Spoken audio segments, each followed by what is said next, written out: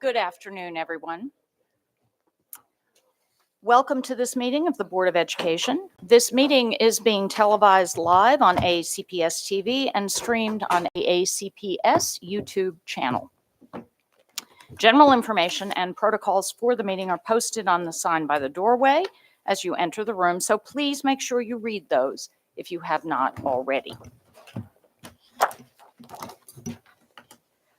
Please pause for the invocation. O God, we pray to administer that which is just in all educational policies, being ever mindful of your guidance. Stir us to action with love, wisdom, and understanding. Please stand for the pledge. I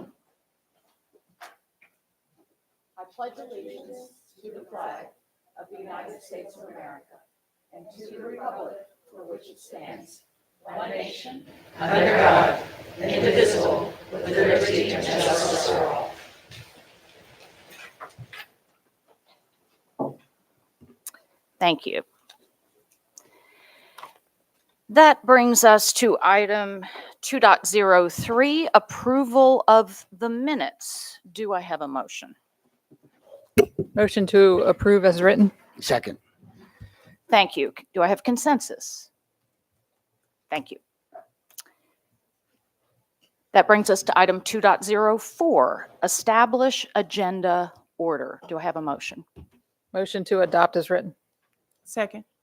Thank you. Do I have consensus? Thank you. Okay. That brings us to item 2.05, Educator of the Month, Ms. Dent. Your mic.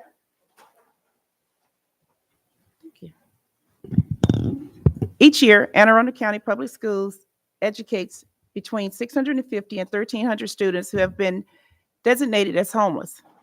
That's right, roughly 1.5% of Anne Arundel County Public Schools are comprised of students who lack a fixed, regular, or adequate residence. Children in these circumstances are more vulnerable to disruptions to their educations, social networks, and healthcare, which adversely impacts their well-being and development.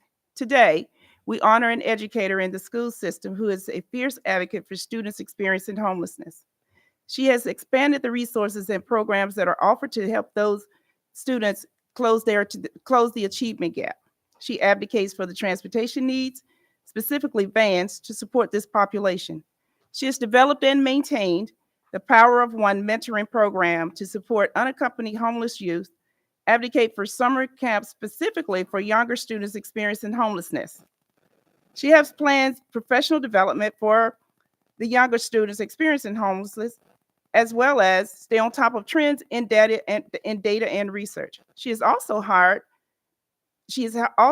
an additional resource pupil personnel worker to help directly with early childhood education and to identify and provide resources for those families. Who is this angel? None other than Jennifer Lockett, public personnel worker for McKinley-Vento Education Resource Liaison. In addition to the professional development mentioned earlier, Ms. Lockett supports the Empowered Youth Speaker Series presented by the Office of Public Personnel. This series provides speakers to students experiencing homelessness, kinship care families, and students in the social services and justice and juvenile services situation. Ms. Lockett routinely meets with the student data to run reports regarding the academics of our McKinley-Vento youth and the Title I office to coordinate the use of funds to meet those students' needs. She has also established a partnership with Anne Arundel County Housing Commission and the Coalition to End Homeless to hold 60 housing vouchers for AACPS use. So the PPWs could refer families to gain housing directly. That's a hand clap all by itself. Ms. Laquette is a highly respected leader, and her colleagues within in other departments and in the school system, and with agencies throughout Anne Arundel County, recognize that she has collaborated with these key stakeholders to ensure that the needs of the most vulnerable population are exceeded. She has encouraged everyone to think outside the box and create solutions to help students in need. Jennifer Laquette, you are embodied of what every teacher, educator, and staff member should be. You are passionate and supporting all students in ensuring that policy, regulations, and law are applied to equity and transparency. So on behalf of the Board of Education for Anne Arundel County Public School System, it is my honor to recognize you as the Educator of the Month for December 2023, and congratulations.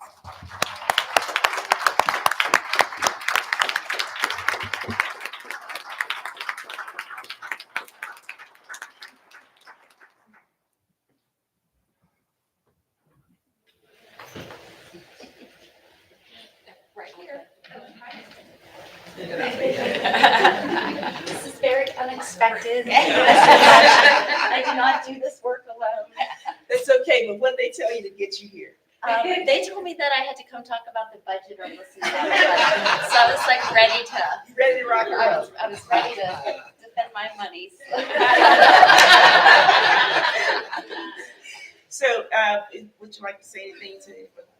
I would just thank you for the recommendation. I know this is a huge honor. We're a system filled with wonderful, hardworking people. I definitely do not do this work alone, so I do want to shout out to my office, the Office of Pupil Personnel. I work to create the programs, bring in the funding, and they really do put it in action and get it into the hands of our families. So, thank you very much. Who's here with you? My family is here. I'm so happy. Julia Walsh, a principal here in Anne Arundel County, a dear friend. Kim Perillo, Pupil Personnel Worker, that exactly puts the resources that we put in place into action. And then Laura Jones, my coordinator, and Julian Lockwood, resource, and obviously Sally and Ryan, I'm huge supporters. So thank you for all going along with my ideas. Gloria, here's the certificate. Was it such a? I see so much work that you do.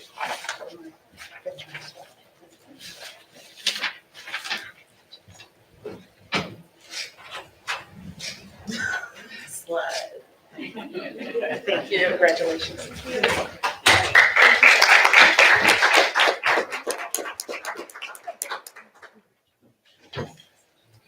Dr. Tobin, if I may. So you came here for more money and left with a plaque. No, but I had to chime in because the work you're doing is so important. Thank you so much. Yes. Yeah, some would call that bait and switch. Okay, that brings us to item 2.06, Employee of the Month. There is no task too big or small when the staff of Mary Moss at J. Albert Adams Academy ask our December Employee of the Month to assist them. He takes on areas outside of his duties to ensure a safe and healthy learning environment for the students and staff. Mr. Keon Gross, custodian at Mary Moss at J. Albert Adams Academy, has done nothing but increase his professional reputation by showing responsibility and competence. He is a positive influence on students by having them help with reasonable tasks and even participates in the annual teacher versus student basketball game. Mr. Gross is always ready to work and carries himself with an enthusiastic attitude. He communicates with his coworkers and outside stakeholders with professionalism and a smile. He is trustworthy and seeks to grow and improve in his profession. He has built positive relationships with the students and is an amazing role model. His attitude, flexibility, and initiative are everything a supervisor could wish for in a staff member. Keon Gross, the Board of Education of Anne Arundel County, Anne Arundel County Public Schools and Mary Moss at J. Alberts Adams Academy are blessed to have you on their team. So for these reasons, we recognize you as the December 2023 Employee of the Month. Congratulations, and would you please come forward?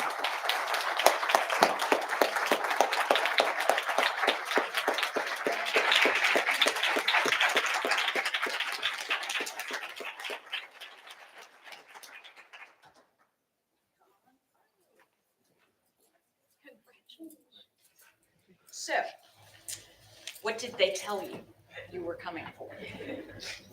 Nothing. Sean just told me he was gonna pick me up for work today. And he just took you for a ride? Is Yeah. that- He told me like a week in advance. Told me to pick me up for work. Said we was gonna go do something. But he didn't really- You are a trusting friend. Is all I have to say. I like Sean. I So- like Sean. Is there anything you'd like to say? Thank you, Ms. Steiner, Dr. Rivers, Sean. I don't know, not really. It's a lot. I'm not gonna lie. I appreciate it. Thank you guys. Honestly, I don't know.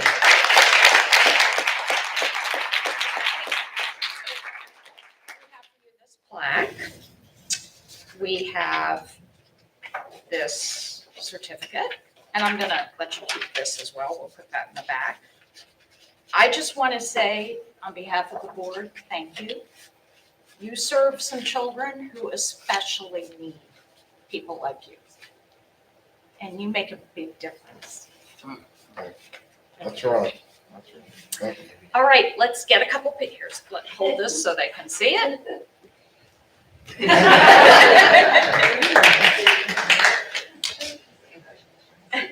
Thank you. Thank you.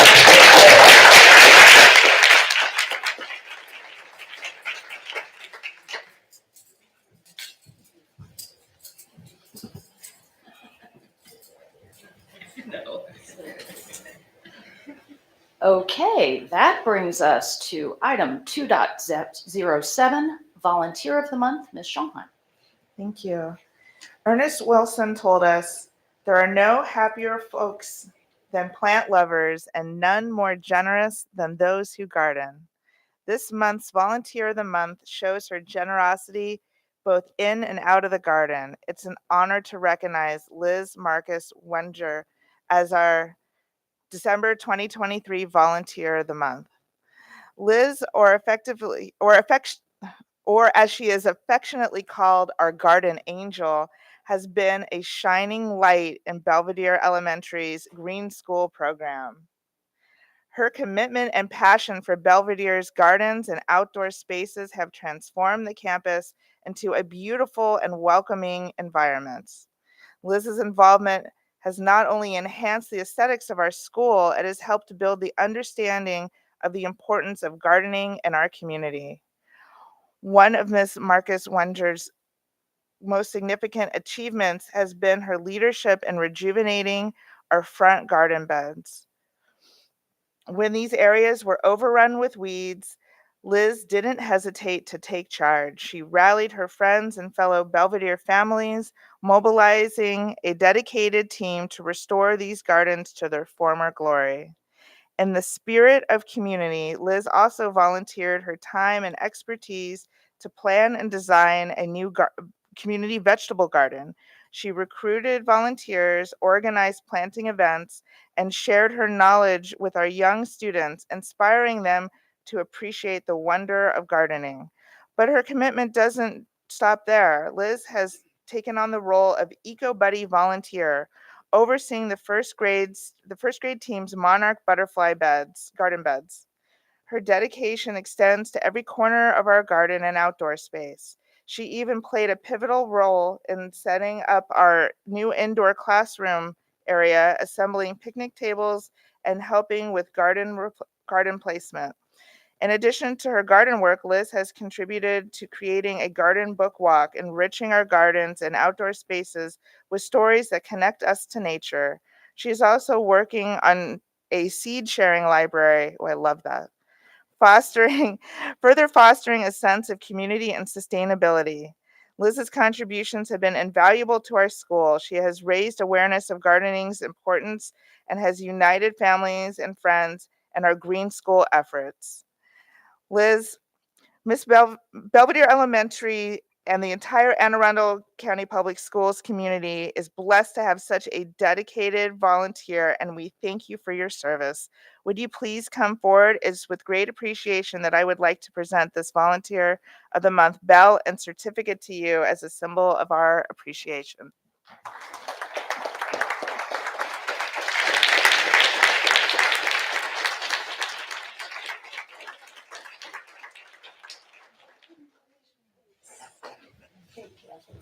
So firstly, what lie did they tell you to get you here? That it was an award for the school that I was joining and for our gardens.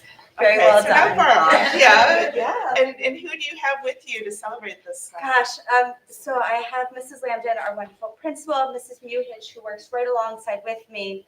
I have Dr. Samos, who brought us our Unity Garden. I have my dear friends, Kate Wilson and Tommy Che. Next to them is my dad, and behind him, my mom, who traveled from Allentown, Pennsylvania.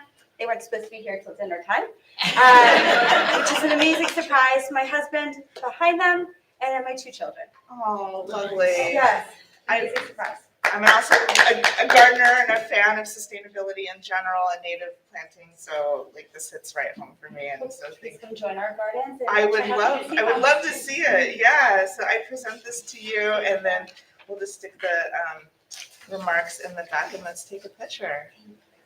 Yeah, congratulations. Thank you. Oh, yeah.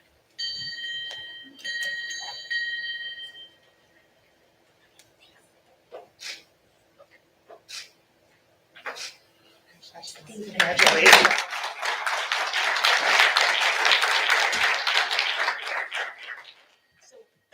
We will take a brief break to go out and take pictures in the front, and we will be back in a few minutes. Thank you.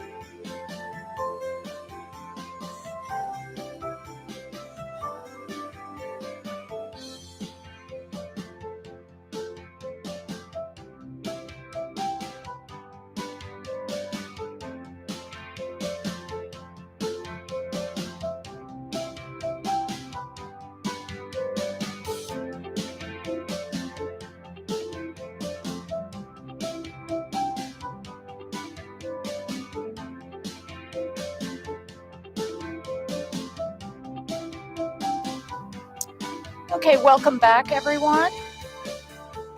We'll resume the meeting. Thank you.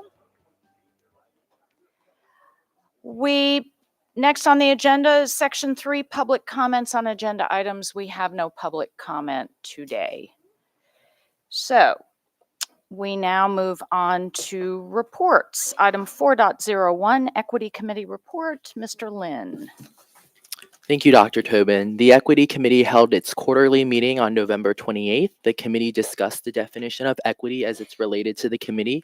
Staff presented resources showcasing where AACPS derives its definition of equity, specifically where in state regulations. The committee also discussed ensuring all students feel a sense of belonging within our schools and efforts that are being made to increase student voices in AACPS's decision-making. The meeting ended with a brief discussion on getting more elementary school student perspectives and the implications associated. That's all. Thank you, Mr. Lynn. That is all. Thank you, Mr. Lynn. Item 4.02, Policy Committee Report. Ms. Ellis.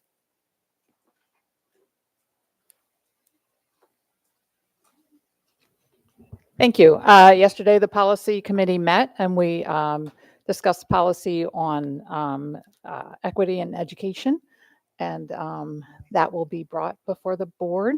I'm guessing the next meeting. And then we also looked at the regulations and the regulations for grading. There was a clarification update in the regulations for grading, but that's not something that will be brought before the board. It is in the regulation under the superintendent. Thank you. Thank you. Item 4.03, President's Report. I have a couple of things I would like to offer to some time to my colleagues. I believe, Ms. Corkadell, you wanted to say a couple of things about a certain group of Seahawks? I am always excited to talk about my South River Seahawks. It gives me great pride.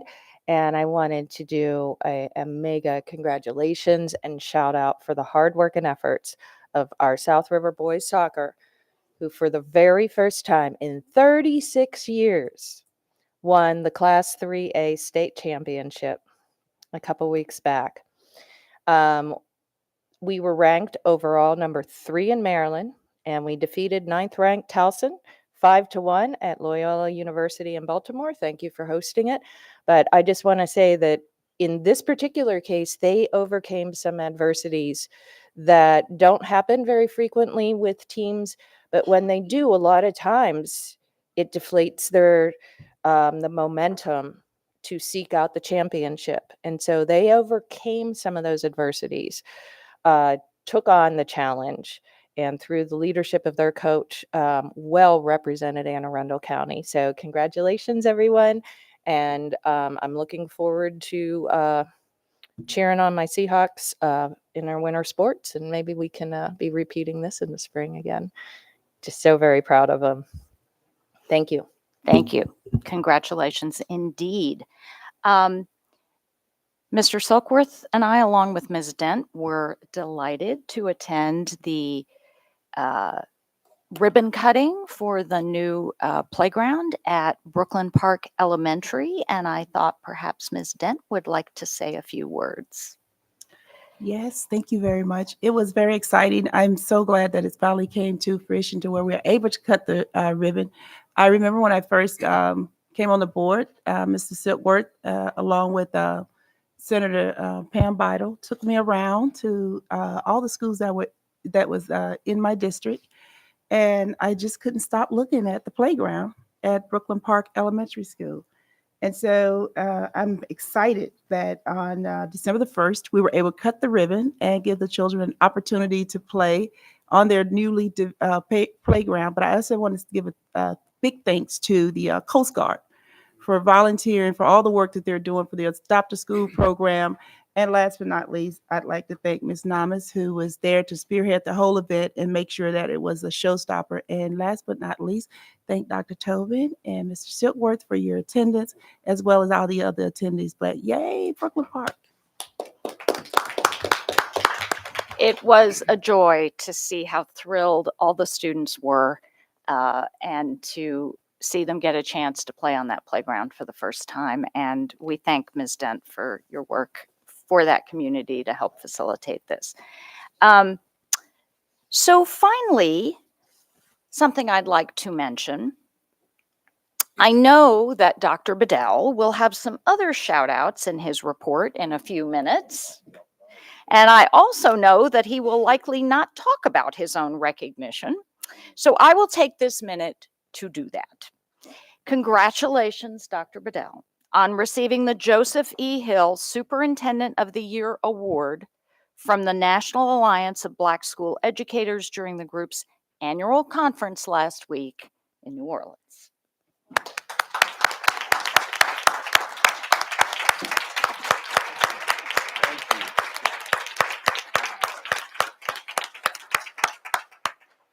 This is an honor for our school. It is an honor for you. It is a recognition of a job well done for a number of years, not just here, but we are very, very grateful to be able to claim you as our own and to be able to see you get such well-deserved recognition. Would you like to offer any words, Dr. Bedell? Yeah, man, y'all just caught me off guard. I wasn't expecting this. This wasn't discussed on Tuesday when we go over the agenda. So you caught me off guard here. I will say, what else did they tell me? But I will say for the record, you know, I'm appreciative of my year and almost a half of being able to work with you all as a school board and our colleagues who are in here. And, you know, even when I made those remarks on the stage, I really tried to make it about the people who helped me to navigate through here. And I gave personal shout outs because this is not possible. This first year of success that I've had here in Anne Arundel County was not possible without some good people, of which two of them that I mean, all of these folks, but two of them I shouted out at the conference, Monique and Maisha Gillens and Heidi, who were all there. They really took me in like a brother and was like, look, you can't do this, you can't do that, you could do this, you could do that. And they were at the conference, so I had to give them their roses there. But thank you all, and then thank you to all of my friends nationally. I felt like everybody threw something. It was something every day, and just the love people showed me was amazing. And so I don't do it for these awards, y'all. I do it because it's the right thing to do for the children that we all have to serve. So thank you all. Thank you, Dr. Bedell. And that concludes the president's report. So with that, item 4.04, I'll turn it over to you, Dr. Bedell, for the superintendent's report. All right. Thank you, President Tobin. We have a lot of good news today. And I want to start with our amazing athletics program. You just heard Ms. Corkadell refer to the South Rivers boys soccer team. They did a phenomenal job of winning that state title. And then that same night at the same location, our Savannah Park girls soccer team also won state championships, bringing the number of fall state championships to 5 teams and 1 individual. South River also won the sportsmanship trophy at the boys soccer tournament. So I just want to congratulate all of our fall teams for a very strong season. So we'll give them a round of applause real quick.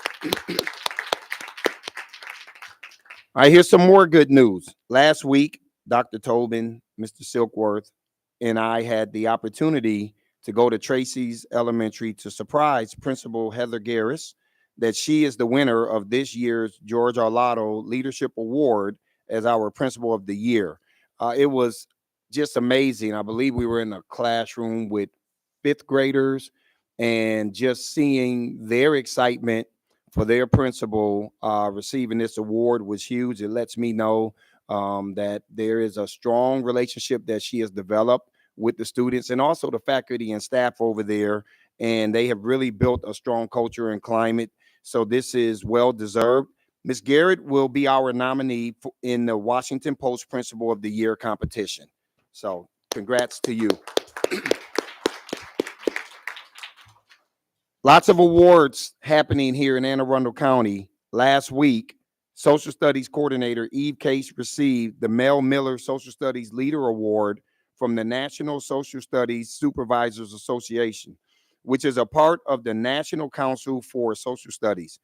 Ms. Case does incredible work, largely behind the scenes, but she is a great leader for our Social Studies office. Eve Case, congratulations to you. Next, I want to encourage everyone to go to Westfield Annapolis Mall to see the Winter Wonderland Elementary Student Art Exhibit. Approximately 250 pieces of work are on display in the corridor between the Container Store and Build-A-Bear. December 13th would be a great night to go because there is an artist reception at 6 p.m.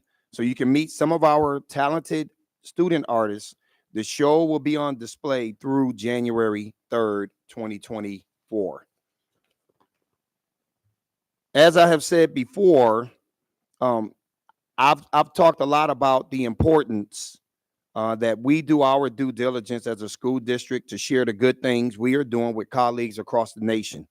That happened at the NAPSE conference last week, National Alliance of Black School Educators. Dr. Darrell Kennedy, Jasmine Lawhorn, Dr. Zipporah Miller, and Ade Carter, our principal, discussed our work around innovative practices to deepen student learning.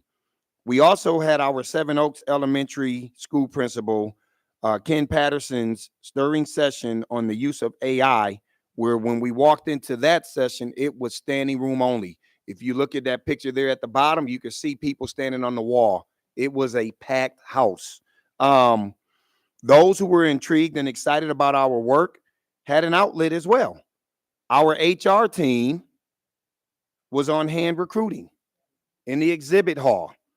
As I've said before, there are people who want to come and be a part of the work we are doing, and that number is growing, and we really do expect significant interest in this district after the showing that our team put on at this conference. And we know that this is just the beginning of it. We have AASA coming up. We also have NSBA coming up, where we will be presenting. But here's another one.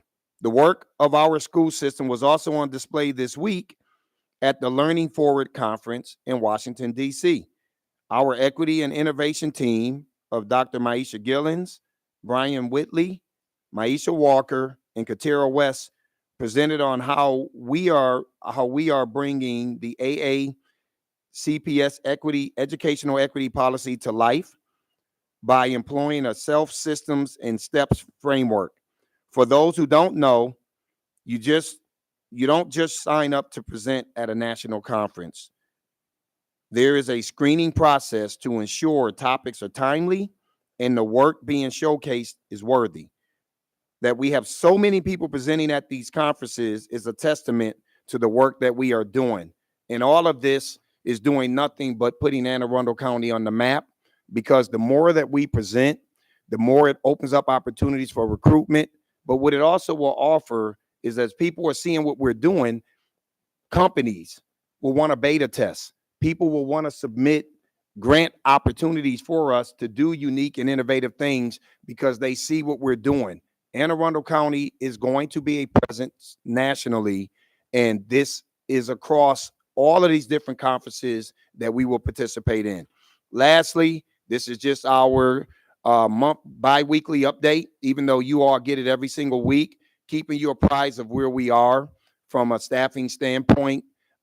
As you can see, we continue to make progress, and in some areas, you can see those numbers going up a little bit, but generally that uptick tends to be a lot higher at this point than it normally would have been. And I can tell you right now, for us to still be under 100 with classroom teachers says a lot about how we are addressing workload issues, how we are showing appreciation to our educators, that generally it's hard to hire people at this point, and we do tend to have resignations. So for that number to be under 100 is commendable to our HR department, but also commendable to what the people in our schools are doing to really try to keep people here and to retain people. So I'm very appreciative of the work, and look forward to continuing to do what we need to do to get those numbers even lower as we matriculate through the rest of this year, and then what happens with the recruitment season really come February through the month of July. Madam President, that concludes the superintendent's report. Thank you, Dr. Bedell. And thank you to all the staff who are along with you doing this incredible work. And thank you to the HR department for being a part of this and showing these terrific numbers. So that brings us to item 5, presentation 5.01, reimagining the educational options setting. All right, Madam President, for this presentation, I will come up to the podium and present this to the board and the community. We have Pat Crane who will be with me, and we have additional staff in here should there be a need to answer questions. Thank you, Dr. Bedell.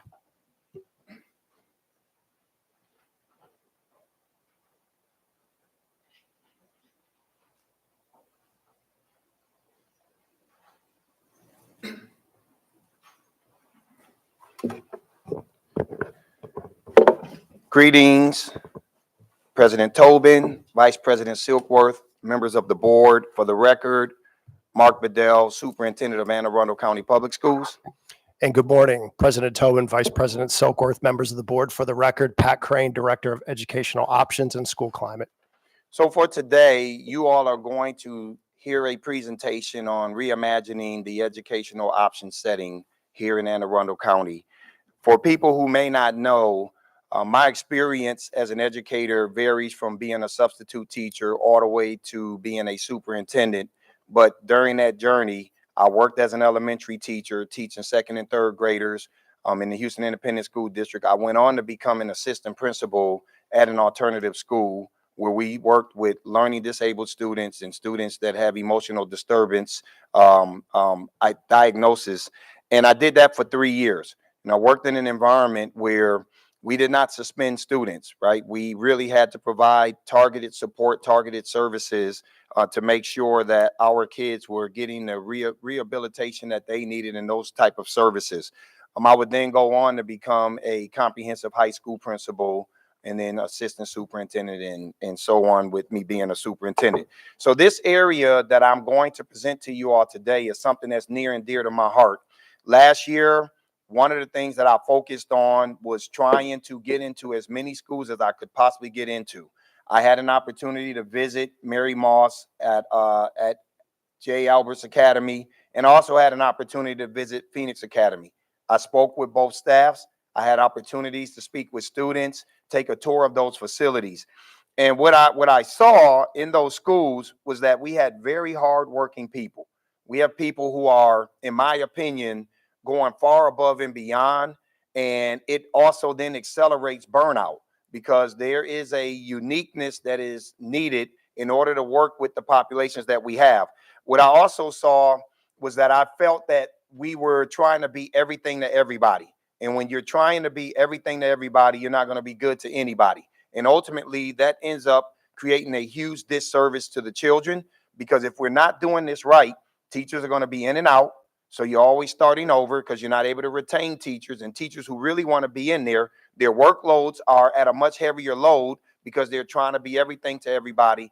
And ultimately, in the end, our students lose out. So I met with the team and I said to the team, we're going to have to do something different. And for me, when I talk about reimagining what this could look like, I really wanted to be approached from a resiliency lens, rather than everybody assuming that our educational option sites are only for kids who are troubled. And so you will hear today what that plan looks like, and then we'll open it up for some questions. Here's the current structure. At Mary Moss Albert Adams Academy, right now we have an educational option setting that services students in grades 6 through 9.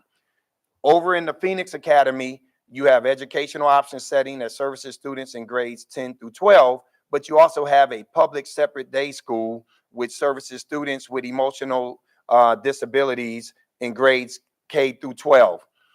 The challenge is Phoenix Academy provides services to 3 distinct student populations. One, those who show up with special education requirements, discipline placements, and then we also have parental choice placements.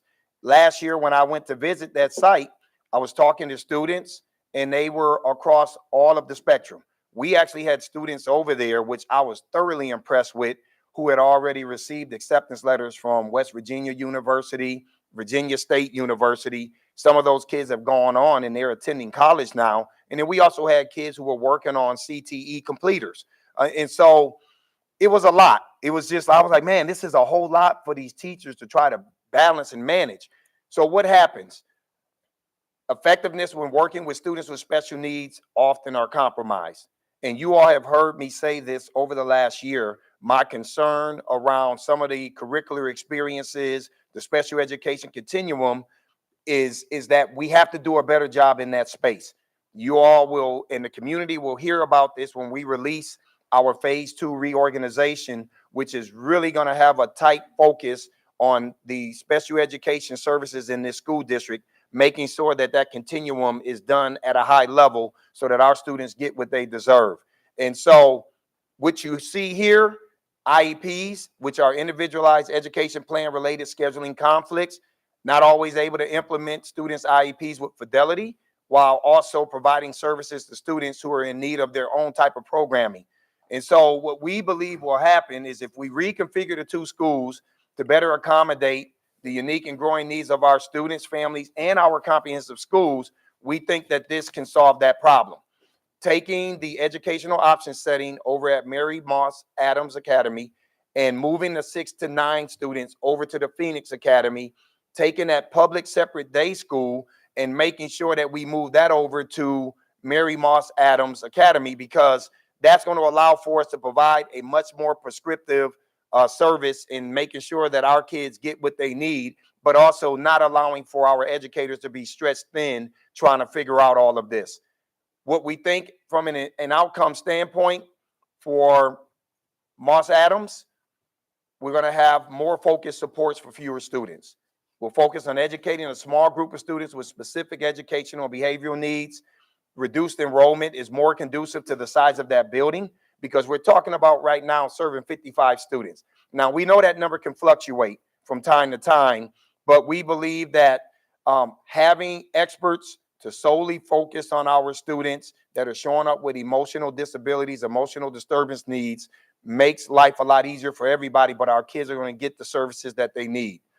Over at Phoenix Academy, this will become a grade 6 through 12 educational option school. We'll have more focused supports, more available seats, because it's a much larger school. The goal is to have 2 virtual classrooms, 1 for middle and 1 for high school. We'll all extended suspension, parent choice students will receive instruction under and support under 1 roof. We will also engage community partners such as AACC and other community related resources. I do think it's important that I say this to everybody. We want to make sure that all of our kids have opportunities to graduate from what we're building out in our strategic plan to become a market value asset graduate. So that means that the services that we're going to provide over at Moss, in addition to what we're going to do at Phoenix Academy, will make sure that all of these kids have access to actually graduate with 1 of 3 market value assets that will come out in our strategic plan. But it is also aligned to a lot of the college and career readiness indicators under goal number 3 of the Maryland Blueprint Law. So we think that this will work out for us. Just a couple of other things before I go to questions. We did meet with all of the staff members this morning. We gave them this same slide deck. And there are some folks who were in there today who can tell you the reception that we got. The first response when we asked people for questions was, thank you for putting our students first. This has been a long time coming, and we're excited. I learned later that there were far more conversations after I left where people are really excited about this. But I also know what I said to them is some people will have to leave Phoenix and they'll have to go over to Mary Moss Adams. And it's 2 different types of buildings. But I've already worked with our team, and we're going to figure out ways to make sure that we can enhance what's over at Mary Moss Adams to make sure that it is a rich experience and a smooth transition. So I'm excited that there are some things that are going to be coming out. As far as community notification, we're going to work because we're going to have focus groups once we present this with you all today, that we will work with staff members and we'll even engage some students around what programming could look like. And then we'll roll out communication to the community and to our parents around what these models and what the shifts will look like. But I want to close out by saying this. I want everybody to understand it is my intention to redesign and reimagine what educational options will look like in this school district. And I want people to feel that there are a variety of options to meet the needs of your child. If you're not interested in a large size school and because your child can't deal with that, we're going to build out programs that will make sure that we can meet the needs and that we have a true sense of belonging for all of our kids. And that's what I'm going to charge Pat Crane and his team to do as we continue to evolve. This is just the beginning. And I think all of these moves are going to make for a much stronger AACPS that truly is meeting the unique needs of students where we're just not able to do it right now in our comprehensive settings. This is the beginning of it. So with that being said, we are ready to field any questions you have. And I want to say this to the board too. This is an administrative function, right? So there's nothing for the board to take action on, but I told you all from day one, I was going to offer transparency and make sure that you all know what's going on and the community knows what's going on and that things aren't just popping up on people because decisions have already been made. And so I wanted to make sure that we presented this to you all and the community around what we're getting ready to do with in this space. Thank you, Dr. Bedell. So I have a couple of lights more. Ms. Shulhan. I don't have any questions, but I want to commend you for the work that you're doing in this space. This is the type of the out of the box thinking that I was hopeful that we would see, and now here it is. And so I just thank you and your team for evaluating how we can do things better in this and a variety of other spaces. And I just have a lot of gratitude. So thank you. I look forward to seeing how this plays out.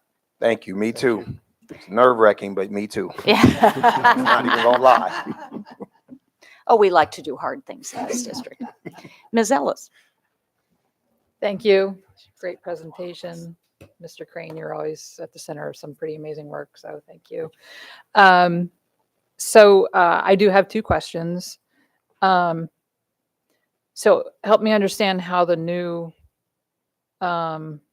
MOS at Adams facility will be different than our special schools. Is this just to meet an increased need, or how is this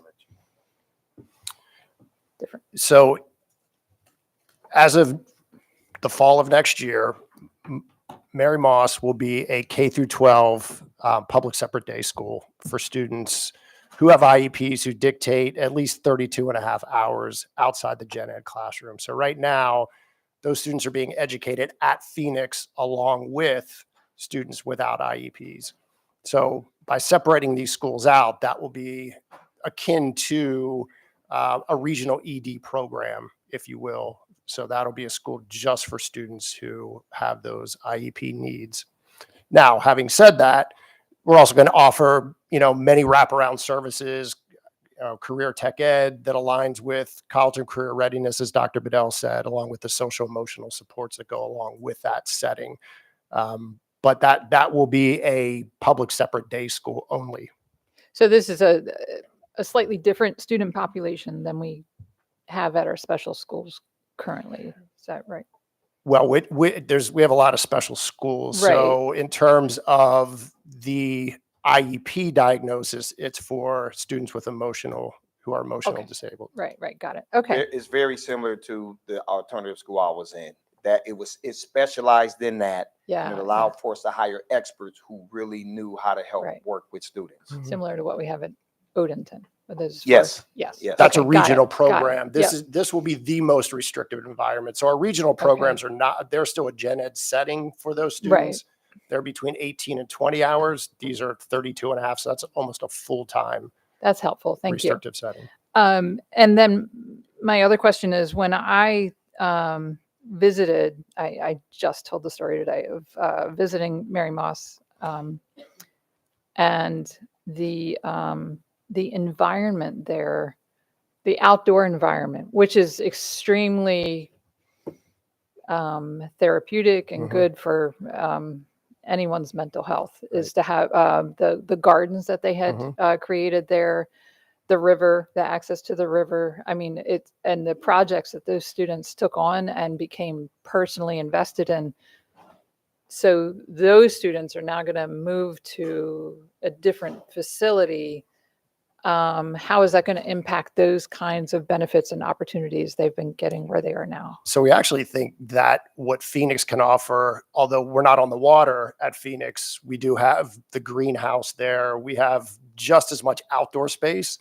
So I think we can align the same kind of programs that they're getting at Moss at Phoenix. And in some ways we can enhance those programs. But I think the really special part is the students at Phoenix will now be able to take advantage of what those Moss students have been able to take advantage of for years. It's that And I was outdoor going to education. say, I Yep. didn't want to imply that, you know, Right, right. there's not going to be a great benefit for them. But just real quick for the public, the story that I told Dr. Bedell this morning was visiting, and a student had personally taken on a project and had others working with him to build a path to the river. He took me on a canoe ride. We went up and down and saw abandoned boat and all these cool sights. He just took such great pride in that, and he told me the story of how he plans on being an underwater welder, which, you know, huge, I'm sure, opportunity for him. So I just, that's one of my most heartwarming memories of being a board member. So our goal is to, when I went over there a couple of weeks ago, because I did my Unity Day training with them, and they talked to me about accessibility to the water and making it a lot easier. I did get with Bill, and we've had that conversation. I think what really matters for me, I want a rich experience for all of our students. Right. And so what we're trying to do will allow for us to have some enhancements. But what I also will say to you is we do want to make sure that we get the voice of those teachers and some of those students who are in the trenches to tell us how we could really make this come alive for them. And Pat's going to be working. That's what we told the staff. We will have a couple of focus groups, planning groups. One of the things I've already heard that a teacher really wants, and this is a teacher that I really thought was against it based on a question this morning. I find out over here taking pictures, this teacher is all in on it. So I said, oh man, we hit a home run with this one. We did, Miss Jackson, we hit a home run. So, but maker space, right? So that was one of the things that came up. So we want to make sure that as we're hearing things that these teachers think we could do better, how do we work to try to make some of these things happen if financially we're able to do so? I think these enhancements are going to be huge because we will engage them in a collaborative manner rather than just making decisions. Thank you. I think it sounds great. Yes, ma'am. Thank you so much. I believe Ms. Corkadell, you were next. Yeah, I don't really have questions, but I do want to remind everyone that it wasn't more than maybe 15 years ago, 20 years ago that our Phoenix students were in this really, really old, like Meg Bates look, like the Taj Mahal. And every single year when I had a say in the capital budget, I would be like number 17 ranked. They need to be like right up here. And although like Northeast, for example, needed the renovations equally, to see it finally elevated. So facilities, I think, was our very first step in recognizing the need to meet these students where they are and well resource them for their success, not just think about all the other kids that we have separated them from and their success. And so to see this transform, and with the new stability of leadership in the schoolhouse, thank you. And our ability, I think, I know of at least a couple teachers who volunteered over the last several years to actually, I want to teach there. And that also speaks volumes too. No surprise that the staff is getting excited because it gives them a chance to reinvent and re-innovate their space. And so I look forward to seeing these things materialize. And to me, I never understood the logic of the previous way it was organized. So I think we're going to be able to well meet our students where they are, regardless of what Blueprint tells us to do. We need to have always been doing it. And so being able to move that forward, I think is going to be a game changer for our students and also their families who are co-struggling with some of these challenges, whether it be of birth or of environment and or Well- combinations. Thank you. I can tell you this too, you all may not be aware of this, but we already made some investments in both sites because we allowed for them to order new furniture last year because I kind of told them we need to modernize, and everything that we try to do as a leadership team is very intentional. So we already had made investments into those programs, knowing that we were going to be making some of these programmatic changes. So we're already well underway with some of the transformation. Just looking forward to visiting All right. come fall and see what we got going on. And I am fully supportive of it. Thank you. Thank you all. Thank you. Great job, Mr. Green. Thank you. Ms. Dent? So Dr. Bedell, Mr. Crane, thank you all for reimagining education and reimagining learning. I think that that's brilliant. So my background, if you don't know, is working with people with disability, creating employment opportunities for those people with individual disabilities, but also working with them to make sure that there was inclusivity in the workforce and that they were integrated into a workforce based off of their abilities. I do like the way you're reimagining. My only top concern is, and I know you're going to do community input and do engagements is to figure out a way. I think that part of the reason on why the integration was there was so that they could have the integration of children with disabilities, children having limited, disabilities, and children that had special needs. So I'm just concerned of grouping everybody in one location and then giving them an opportunity to work with others. I would not be so concerned if it was K through 9, because 9 through 12 could do something else. But in preparation of all students, right, we want to reimagine education. So at 18 years old, I've always had the idea of why not our children with disabilities have summer for hire opportunities? Why not our children with disabilities be given the same opportunities as every other child? And again, that fight it continues, right? And so I'm asking, as we go around and talk to groups, is figure out how we can get partners in the community to work with us to make sure that the students that are coming from this culture, this climate, have the same opportunity as we're reimagining this education. Yeah, so there's just a couple of responses to that. When I was a high school principal, we had students with disabilities, and this was in the Houston Independent School District, 203,000 students. And our high school was the first high school to create a transition center, which really allowed for us to partner with the businesses to make sure that our students with disabilities had opportunities for internship experience, actual work experience when they graduated, employment. And so that's something that we'll continue to look at. And even as we look to interview folks for the positions, when we hire people, we want a diverse group of students getting that experience.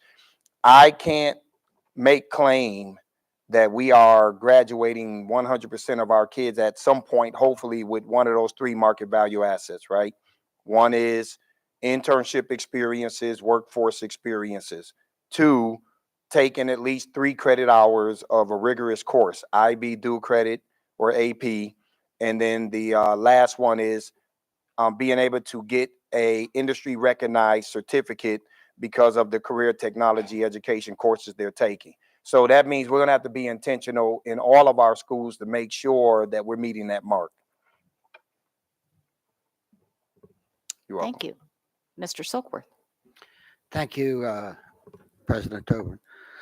And thank you, Dr. Bedell and Mr. Crane and all the staff. And also a shout out and a thanks to all of our teachers and educators out there at Mary Moss or Phoenix for the dedication to our kids. I applaud all of them. As I was watching the presentation, I'm thinking in my mind, is there a virtual component of for students? And of course, it popped up. There is a virtual option, which is good.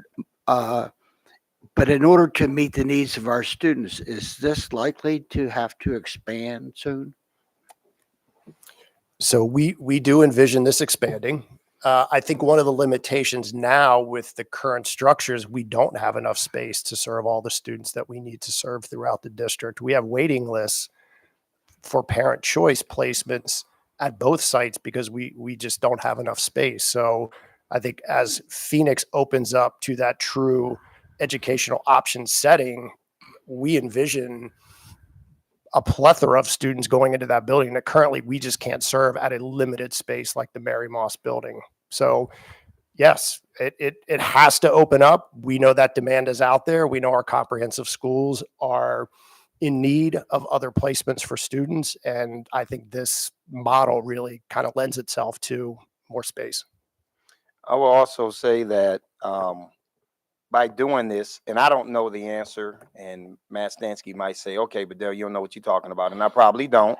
But I mean, when you think about the notion of a community school and the resources that come with that, I don't know how that works because we know that there are students who may not be there full year. They may be there for a certain amount of time. And then you also do have those parental choice students where parents are saying, I want you there all year round. But I would assume that depending on how this is calculated, how the state looks at it, there could be more resources coming in, which will also then support the growth of students. More teachers also means that you're going to have more extracurricular opportunities from a social club standpoint. And then I think we also have to take a look at, so everything for me is about access, everybody. And right now, you don't have access the way that it's currently set up because of some of the times that these schools start. Some kids, if they wanted to play sports, can't even play or wanted to participate. Because I think we should still be able to figure out a way to offer those opportunities and incentivize our kids that these things are still available. So by making this change, we're going to have an opportunity to look at all of that and to make sure that access is at the forefront of what we're doing with the decision making. Okay, so I see no additional lights. I just have one quick question and a couple of comments. So first of all, again, thank you for the presentation. I think this is a wonderful step in a direction I've been hoping we would move. Both of these buildings happen to be in my district, so I see a fair amount of them, and I know quite a few parents whose children have or do attend. And I also try to make sure on my calendar every year is the Phoenix graduation, which is one of my very favorite graduations to attend, though I love them all, but there is something very powerful. And Phoenix, even with some of the challenges they've faced, I've certainly spoken with a number of students and parents there for whom Phoenix was an incredible option. And I've spoken with the parents who can't get their kids in, right, because of the waiting lists, and it's been very difficult. I've also been impressed with what I've seen at a distance of some of the pedagogy at Mary Moss, at Adams in particular, which is, again, you've often heard me sing the praises of genuine project-based learning. And I think that Mary Moss at Adams often had, I mean, Ms. Ellis was alluding to something that is part and parcel of what has been that structure.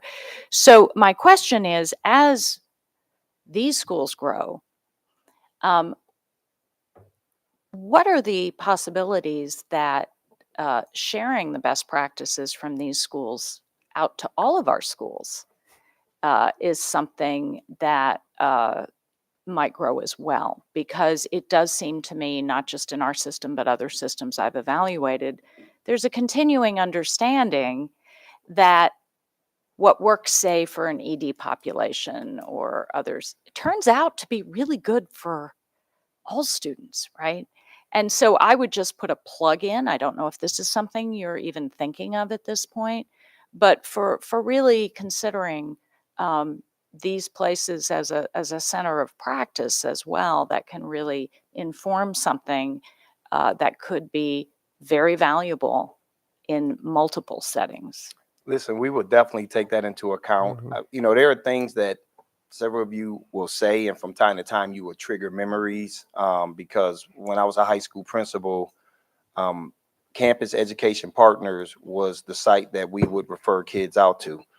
And I remember just taking it upon myself to go over there one day to just check on my kids. And I remember the supervisor there said, or the principal said, man, you know, generally y'all don't come over here to check on your kids. You know, you're getting kids from all of these different high schools and you wanted the first to come over there. Well, I went over there and, you know, saw what they were doing, saw some really good practices, things that could be replicated on my campus, but also saw some things where, you know, I had a teacher I terminated and now she's over there teaching kids. And I was like, man, this is crazy. Nobody called me about that. So I think it's important that we really set it up so that all of our people can have a deeper understanding of what happens in these schools. I think sometimes we take these schools for granted. Yep. And I often tell people a lot of magic is happening in these schools, given the circumstances that teachers are having to face. And if you've never worked in that environment, you don't have an appreciation for it. So that's something that, you know, we'll, as a team, will definitely talk about and consider. Thank you very much. Thank you, Mr. Crane. Thank you, Dr. Bedell. I think seeing no more lights, that All right. concludes our questions. Thank you. The hard part of my day is over with. Yeah. You don't have to gloat.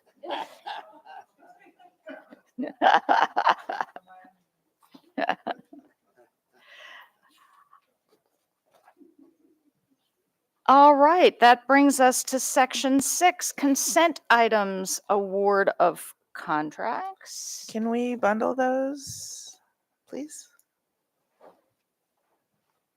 Motion to bundle? Yeah, move to bundle. Yeah. Second. Okay, we have a motion and we have a second. Consensus on bundling? All right, Dr. Bedell. All right, I'm still trying to calm down from the presentation. All right, so let me just get back to my agenda item. Yeah.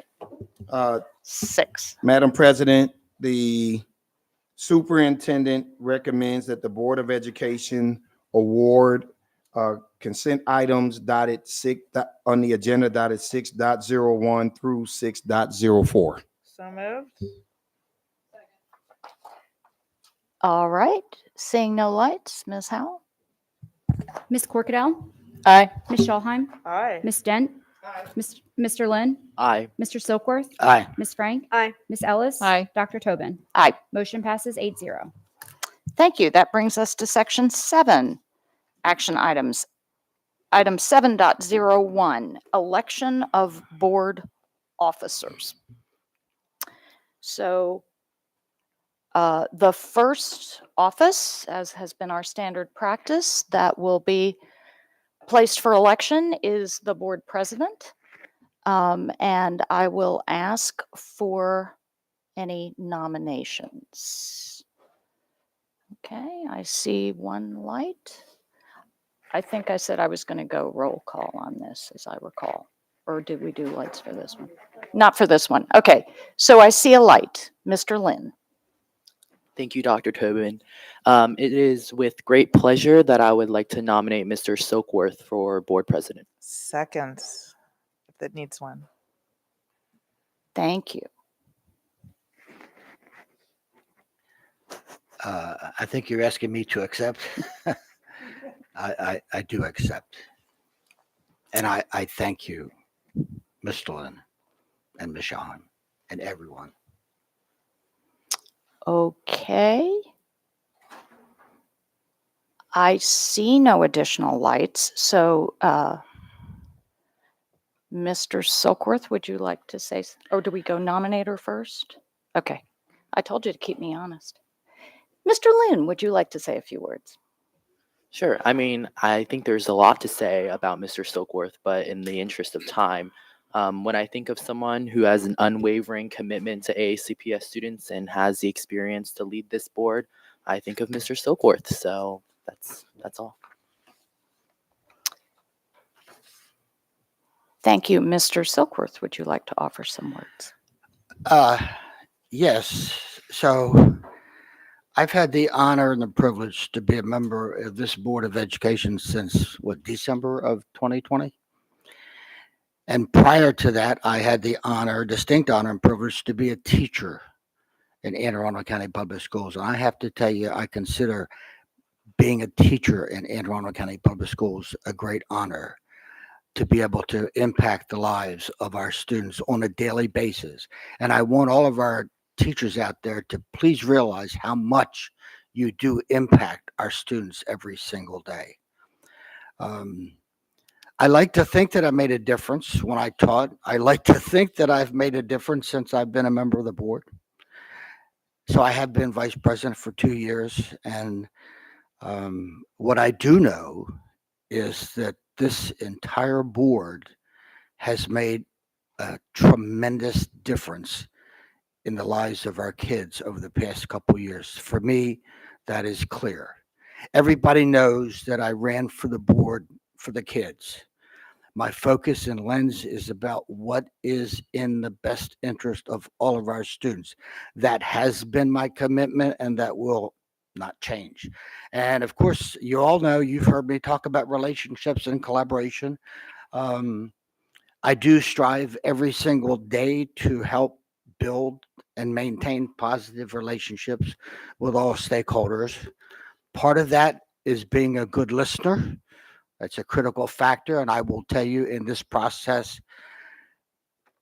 it has been an extremely important thing to be a good listener.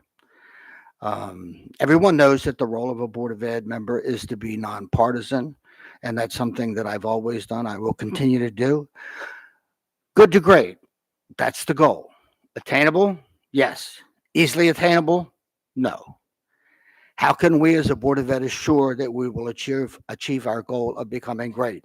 Well, it will only happen, and it will happen, by the way, if we work together, focus together as a board, as we have done, with a focus on student outcomes. At a very minimum, 50% of our time should always be a focus on student outcomes. Yeah, we have contracts to approve and appointments to make, but we have to set our students up to succeed, not to fail. I thank you for the nomination. I pledge to all students, parents, teachers, and staff that I will do my best to help lead us from good to great. Thank you. Thank you very much, Mr. Silkworth. So now we will open for any additional comments. I see a light from Ms. Schallheim. In the interest of time and to not be super wordy, I just wanted to say that I wholeheartedly agree with Mr. Lynn's statement about my colleague and friend Robert Silkworth, and I look forward to his presidency. Thank you. Thank you, Ms. Corkadell. Very, very briefly, I want to thank first Dr. Tobin for her service to the board. Definitely notable in this moment. And second, I want to thank Mr. Silkworth for accepting the nomination.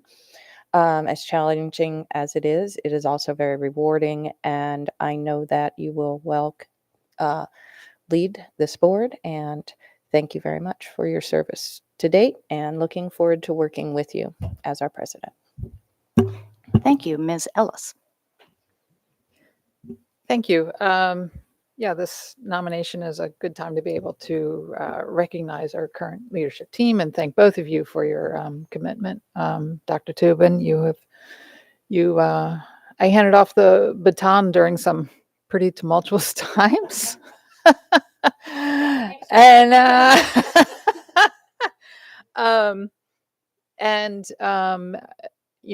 appreciate the two of you stepping up and willing to provide that continuity as we had a change in leadership and bringing on Dr. Bedell. And I really just want to express my appreciation to both of you. You've both been led well and very committed. Mr. Silkworth, we all know that you're in it for the students. You do lead with your heart, and I think that, that is certainly admirable. I think you are a legend at North County for your officiating at the at the games, and now the whole school system will get to benefit hearing much more from you over the next year. I look forward to this next year, Mr. Silkworth. Thank you, Ms. Ellis. Ms. Frank. Yes, thank you. Actually, somebody brought up Mr. Silkworth the other day. I said, he announces at Northeast, like, oh my gosh, I did know that. I've heard that voice before. So it is a bit, you are a well-known quantity in that respect, for sure. I also want to state my appreciation for the work that you both have done. I think that we have had some extremely difficult challenges. We started, if you'll recall, not even being able to meet in person. It was an intense learning curve for the three of us, especially who started, at the same time. And I appreciate that. And I look forward to continuing with your leadership, Mr. Silkworth, and look forward to sharing in the rest of the excitement with you as well, Dr. Tobin. Thank you. Thank you. I'd like to, and then I'd like to just offer a couple of words. First of all, I'm grateful for the kind comments. I want to thank Mr. Silkworth. I don't think any vice president's ever worked harder as vice president than he has. We have been a team. It's been a joy and a pleasure to know that I get to work with Mr. Silkworth, and that it's fun to go to work. And we did, this whole board, the whole nation for that matter, went through a lot of tumultuous things. And we did walk into a few interesting events, but I've always known that I had the benefit of the wise counsel of Mr. Silkworth, who taught me something at every turn. And I'm truly, truly grateful for that. And his goal has always been the students. That has always been how he makes every single decision. And I can't think of a better compass for any leader in this setting, but especially for the president of this board. And so thank you, Mr. Lynn, for offering that nomination. I think I'm incredibly excited to see Mr. Silkworth step into this role, and I'll be looking forward to it. So thank you. Mr. Lynn, would you like to offer any other words? Mr. Silkworth, would you like to offer? Thank you, Dr. Tobin. So I have to take this moment to thank Dr. Tobin for her wisdom and her leadership over the past several years, but also for her friendship. I also have learned a great deal from Dr. Tobin. Dr. Tobin, your insight and your educational insight is absolutely remarkable. And she made me an honorary Panther. I made her an honorary Knight, Patriot, and Gopher. Yeah, I think I will. But again, I thank you so much. I would also like to thank Dr. Bedell for his leadership and his absolute commitment to our great goal, or our goal of achieving greatness. We're not there yet. I do challenge everyone to let's stay focused on student outcomes. Let's continue to work together. And I'm going to mention this, I just have to, in our closed session today, I'm not talking about anything that we did, but the bottom line is I observed, and as I was observing this board, I just had in my mind what a phenomenal group of people to be able to lead this school system. And we are building a reputation, not that that really matters, but we are building a reputation under Dr. Bedell's leadership as one of the premier LEAs in the state of Maryland. I truly believe that. And finally, I would like to take this opportunity. I don't know if she's watching, but I'd like to take this opportunity to thank my wife, Linda. she has been always by my side. She always is. And what other wife would put up with a husband who's on the phone with another woman so much? She clearly understands that. And so I would like to take this opportunity to thank my wife, Linda. I love you. Thank you.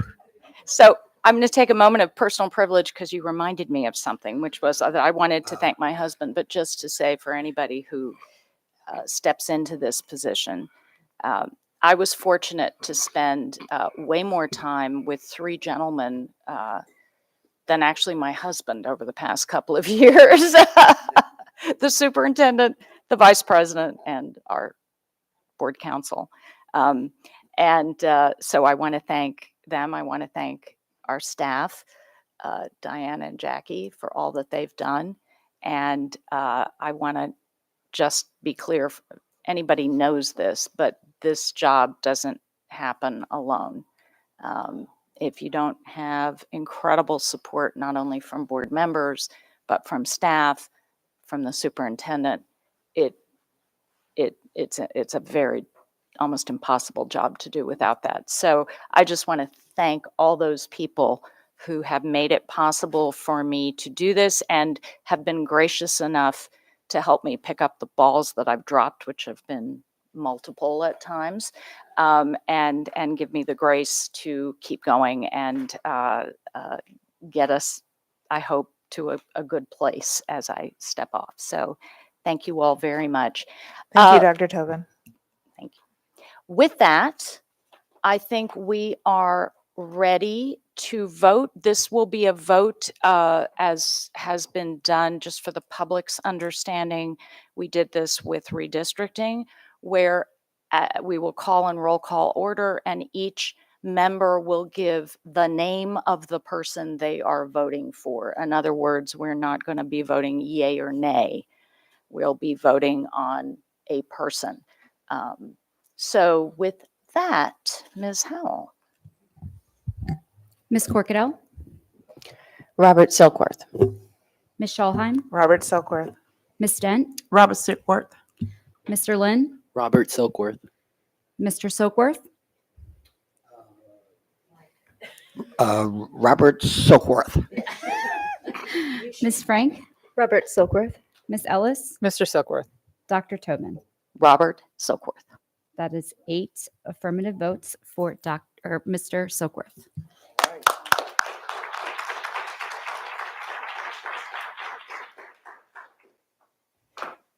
All right, so we will now proceed to vote for our position of vice president of the board. We will go through the same process. So I will invite nominations. I see a light from Ms. Dent. Your mic. I would like to nominate Ms. Corinne Frank for vice president. Second. I accept. Thank you. All right. I've totally forgotten. Do I ask Ms. Frank now or I ask Ms. Dent? I ask Ms. Dent. Ms. Dent. So my nomination is for Ms. Frank for several reasons. Most may know that's on the dais is that she led and spearheaded the effort to select our superintendent. And I really got to know her during that time, really understand just how her mind actually turns all the time about the things that she's doing and the passion that she brings to it. And so I know there was a lot of differences of opinions when I came onto the board, but when I actually sat down and talked with Ms. Frank, I realized that her heart was exactly where mine was. It was to be here to make sure that the opportunities for students across the district had the best opportunity for not just improving their learning, but having a learned experience in the environment they was in. And so I really appreciated that she was always willing to have a conversation about her opinions. And I thanked her for that on all different occasions. But more so, as we move toward being a good board member, I think that we have to elect people that really have the passion of leading this school in this time. And if you just heard Dr. Bedell talking about reimagine education, you need someone who is willing to fight, willing to stand before the public and support the efforts that we're trying to do here in AACPS. And I know that she will be able to do that. So with that, I nominate Corinne Frank. Thank you, Ms. Frank. I don't actually have a prepared speech, but I will say just a few words of thanks and gratitude to the fellow members of this board. And as I mentioned earlier, we were placed in some very difficult challenges. We have overcome very difficult challenges. And then I do believe that we have grown tremendously. And I think a lot of that has to do with the direction the board chose to take during the superintendent search. I think that we did an excellent job with the superintendent that we all agreed would lead our school system. And I think that our continued collaboration has been exceptionally beneficial to our students. And I look forward to continuing that. Thank you. Thank you. So I see a couple of lights. Ms. Corkadell? I will be very, very brief. And so I want to first thank Ms. Frank for accepting the nomination. I think it's very important that we recognize our leadership potential, and each one of us have the superpower, as I'll call it, that we bring to the table. I've had the fortune and opportunity to not just see Ms. Frank in action, but also serve under in committees that she has chaired. And leadership is important, and every single one of us as elected members are leaders. This is that next level and next step, and I know it's a sacrifice. And I also know that Mr. Silkworth will be well served to have you as his vice president. So I'm looking forward to a dynamic team and very excited for the both of you and your leadership. And once again, thank you. I know that the sacrifice does involve the family. And although not as great as the president, is definitely significant and noteworthy as additional service above and beyond for all the members of our community and students. So thank you very much, and looking forward to working with you. Should I still be running this? I'm not president. Okay, just checking. Just checking.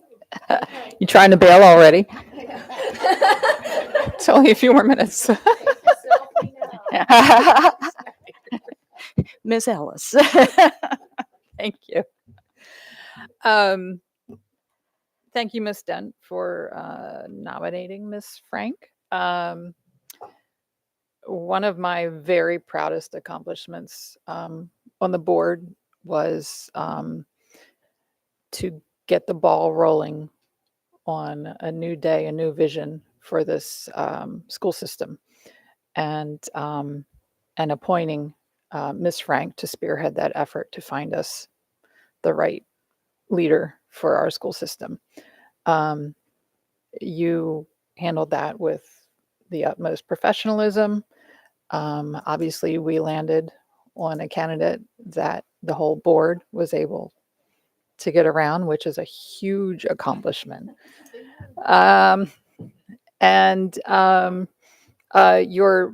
Your professionalism in other leadership roles, the handbook committee, the budget committee, I know you juggle a lot of balls. I can appreciate that, but you do manage to find that balance, and your commitment to our students in the school system is unquestionable. So I know that you will serve very well, working closely with Mr. Silkworth. Don't get jealous, Dr. Tobin. Working closely with Mr. Silkworth and supporting him in his in the challenges ahead as president. So, yeah. I can share. Ms. Shawn?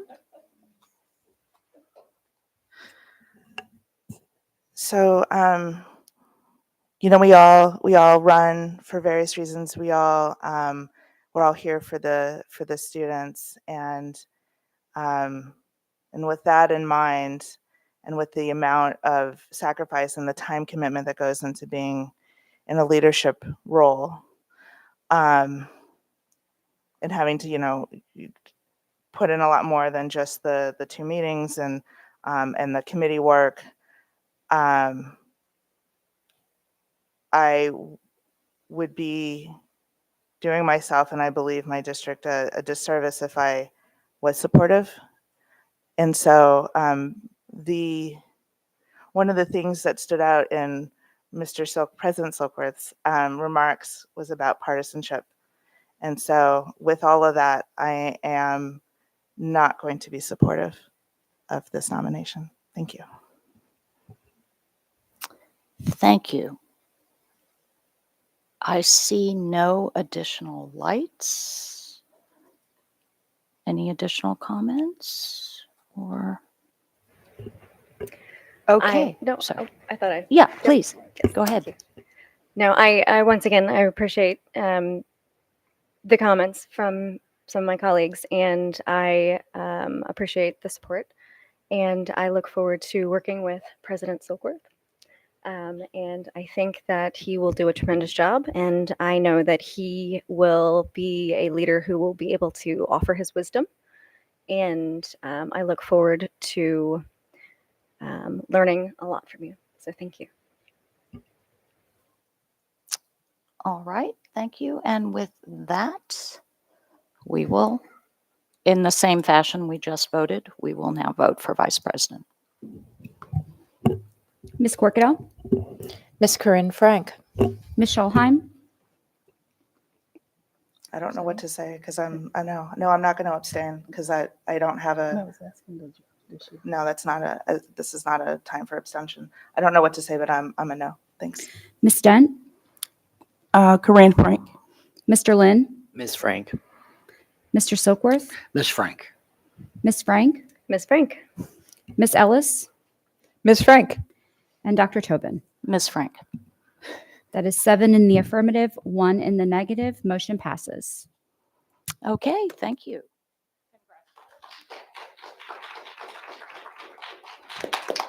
We will take a brief break while we reshuffle.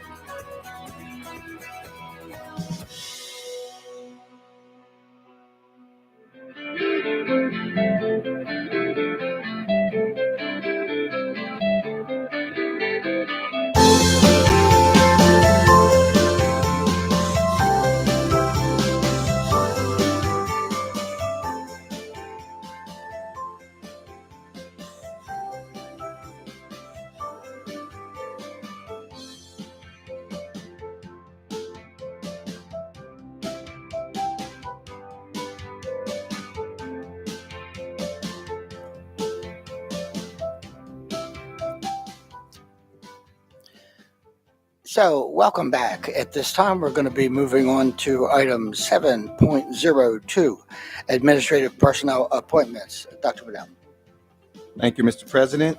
The superintendent recommends that the personnel listed on the attached sheet be promoted and or appointed as discussed in executive close. Do we have So a moved. second? Did I hear a second? Second. Thank you. Any discussion looking at the lights? I see no lights. Okay. Ms. Corkadell, Aye. Ms. Schallheim, Aye. Ms. Dent, Aye. Mr. Lynn, Aye. Ms. Frank, Aye. Ms. Ellis, Aye. Dr. Tobin, Aye. and Mr. Silkworth. Aye. Motion passes 8-0. Thank you. Moving on to item 7.03, Personnel. Dr. Bedell.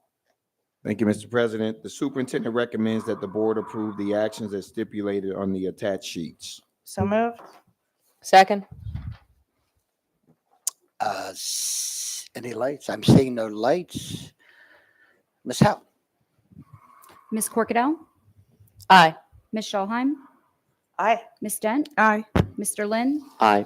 Ms. Frank, Aye. Dr. Tobin, Aye. Ms. Ellis, Aye. Mr. Silkworth. Aye. Motion passes 8-0.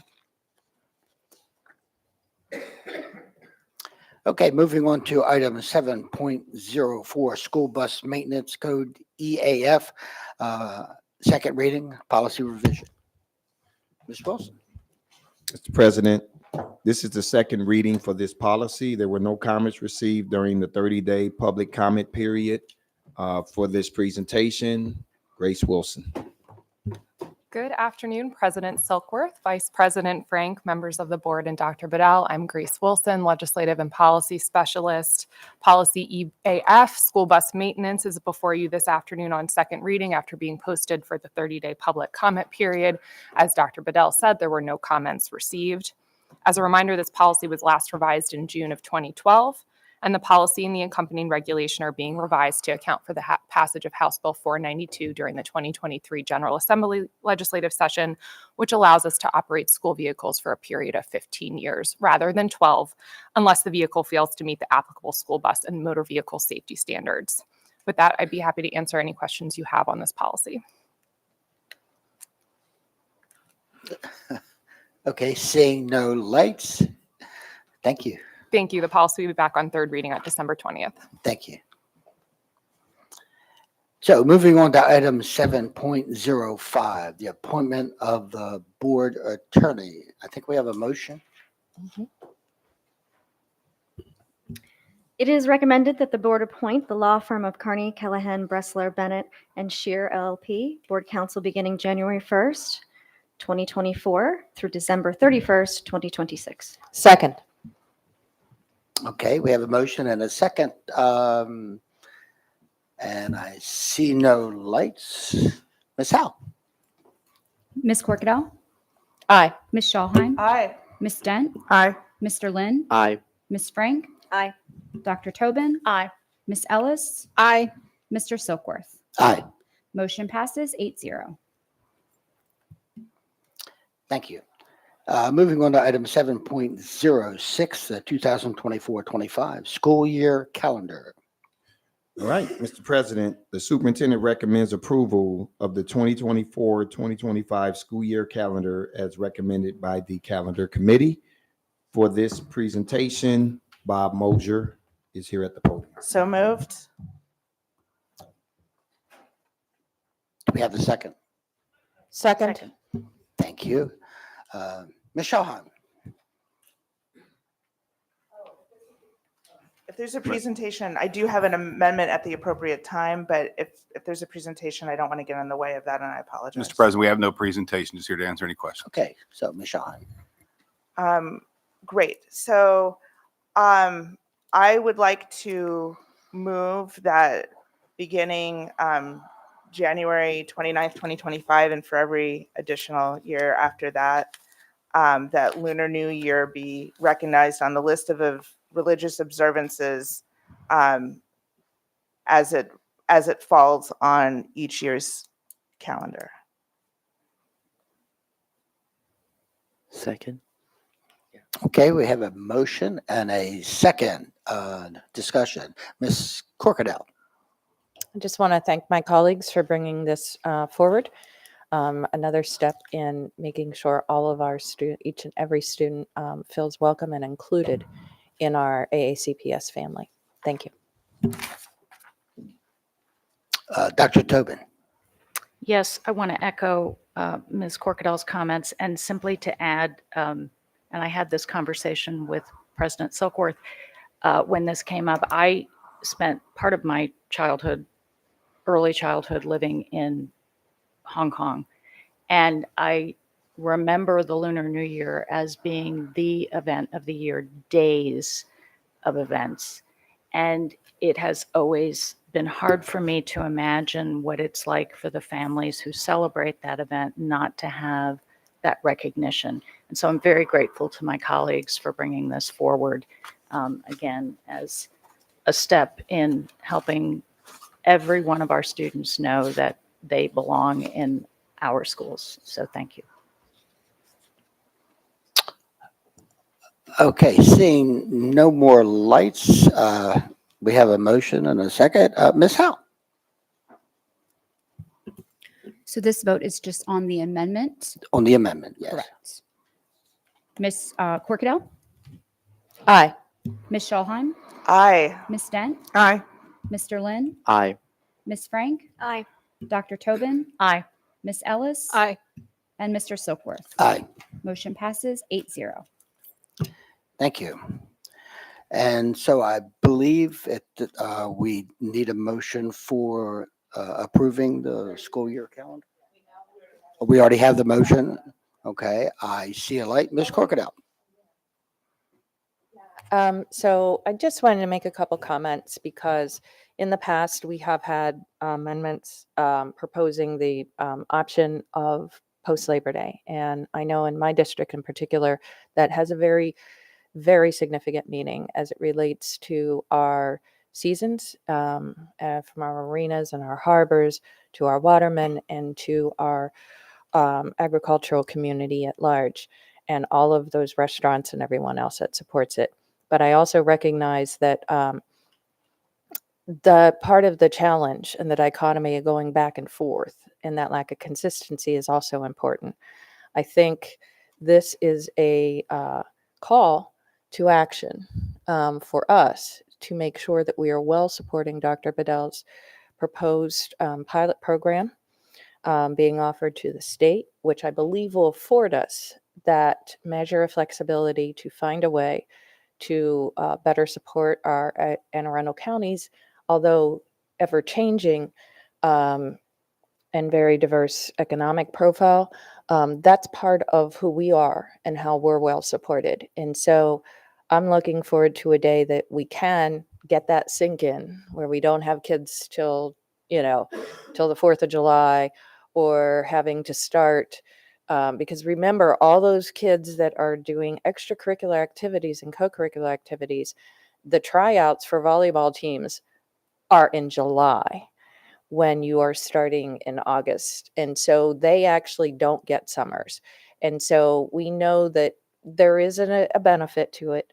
And there's probably some disappointment out there that we didn't give it the college try for the votes and amendment this year. But I can assure you that at the bigger, larger level, that we are working towards developing enabling legislation. This is an enabling legislation case where we can make sure that all the academic and support needs are being well met, as well as getting us to a space where we are more in sync with the interests of our community, who have overwhelmingly reaffirmed their desire and interest and majority to that cause. So I just wanted to speak to my folks and just in large about why in past several years we have seen it, and some of them have been successful and not, and why we're not seeing it coming from myself or some of my colleagues this year. But I want to thank the calendar committee for their due diligence in this effort, because these are hard decisions and it's hard to face that. And they take a lot of time to flush through. They've got to flush through a host of calendars from some of our belief structures and faith or organizations, all the way down to the logistics of our facilities and how that operates, and making sure everybody's happy. So that is always, there is no perfect calendar, I'll say, but you guys do your best, I know, each and every year to make it as perfect as possible. And it does look like all said and done, we may be hearing Mr. Mosier's voice that coming up in a few weeks. I heard about flurries put that even on this us. week. Get ahead of but ourselves. Don't put that We'll on put us. that a little bit on ice, right? But that's all part and parcel of the conversation in the bigger picture. So that was it. Ms. Shaw. A couple of things. One, at the end of this, I do think we need a motion to adopt the calendar as amended. So there was that piece. But then I also wanted to take just a moment and piggyback off of what Ms. Corcadell was saying and thank the calendar committee and thank Mr. Mosier for his work on this. It is like a screwed up game of Tetris, figuring out all the pieces. It's not as easy as people think that it is. There's a lot of time and thought that goes into it. It is an instructional tool.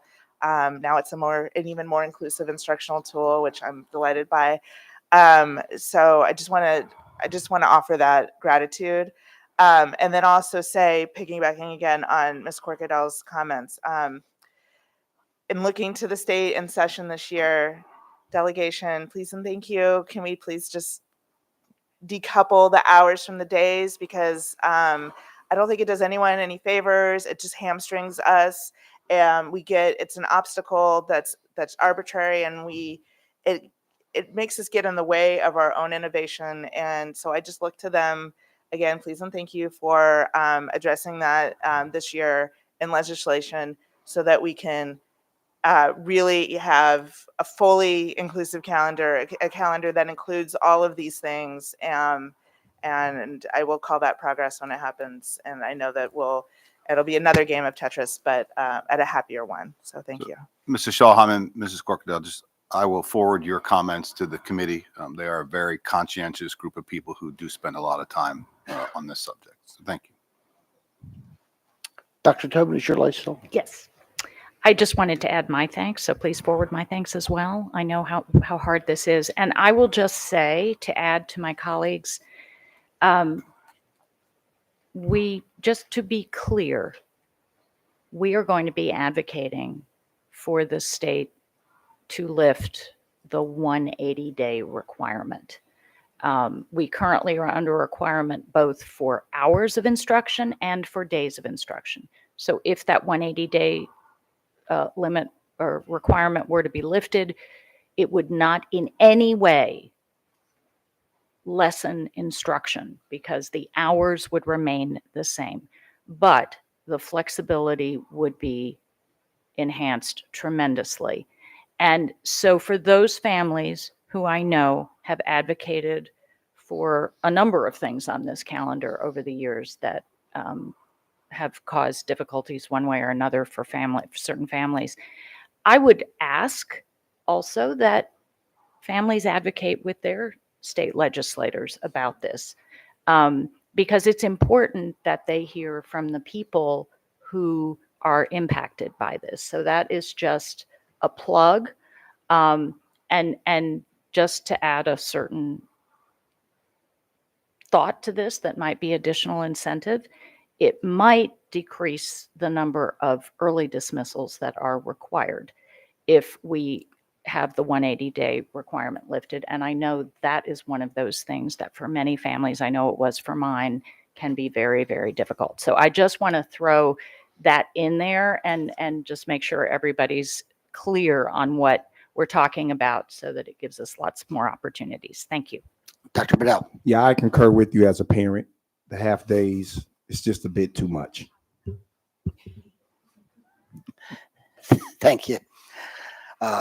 Mr. Mosier, please extend my thanks as well to the calendar committee for the great work, and thank you so much for your leadership in that regard. So we need a motion to adopt the calendar as amended. Yes, I move that we adopt the calendar for the 2024-2025 academic year as amended. Second. Okay. Seeing no lights, Ms. Howe. Ms. Corkadell? Aye. Ms. Shawheim? Aye. Ms. Dent? Mr. Lynn? Aye. Ms. Frank? Aye. Dr. Tobin? Aye. Ms. Ellis? Aye. Mr. Silkworth? Aye. Motion passes 8-0. Thank you. Dr. Bedell. Mr. Mosier, thank you for your leadership. Thank you. I know this is a lot of work and a lot of time, but thank you for your leadership. Okay, item 8.01, a review item, award of contracts. Any concerns? Okay, do we have a motion? Motion to adjourn. Second. Mr. President. Thank you. You didn't let me get my Have a Mr. great day, President. everyone. Yeah, go ahead.